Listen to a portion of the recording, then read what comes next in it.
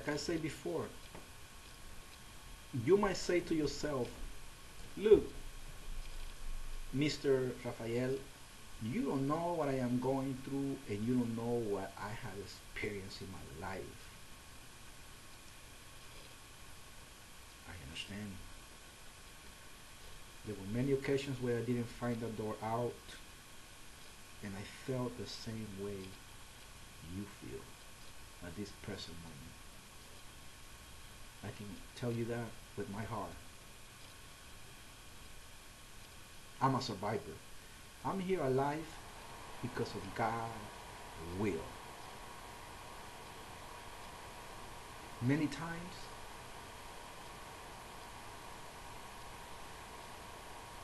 my life has been in danger, but the Lord, if you want to call the Creator, has saved me. And here I am, and that's why I am embarked. I am in this journey to communicate this to you, because if I did it, you can do it too. You can do it. Yes, you can. I'm going to use an example of the lotus flower. The lotus flower is a beautiful flower that in almost in every culture is used or is praised because of its beauty. The lotus flowers grows on swamps or on water that does not run, water that is stank. And in many occasions this water is dirty. But the beautiful thing about the lotus flower is that out of the dirtiness, out of that dirt, out of all those pollution things under, the lotus flower flourish in top of the water and opens its flower and it looks so beautiful. I want to tell you something, and I will use that example to tell you that all the negative things that have happened in your life,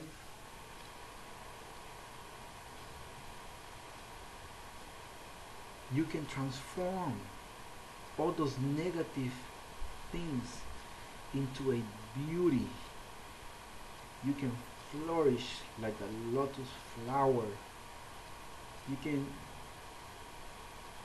man, you can do anything you want to do in this life.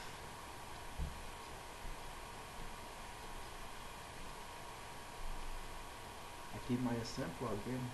I witnessed civil war at first hand. I saw children, elders, women, death on the street. In other occasions they were mutilated. I went to a cultural shock when I immigrated to this country. I went to different situations and problems. I even confront death, several times. But I know, and I know now, that inside of my heart I had beauty, and I have focused myself in that beauty, believing on myself, because a lot of us, I can tell you many times I lost hope. I used to say, no, I cannot be good, I cannot be a good person, or everything around me is bad. I'm gonna keep being bad. Why being good in the midst of bad? But it is a way of thinking. It is a way of processing and believing. But I can tell you that if you focus in positive things, and if you believe in yourself, if you believe that you are love, that you are peace, that you are harmony, that you are dignity, that you are a person who can help himself and help others, and other words, love yourself. If you believe in that, at that moment that you believe, because one thing is to gather information is very easy, but another thing is to put that information into action.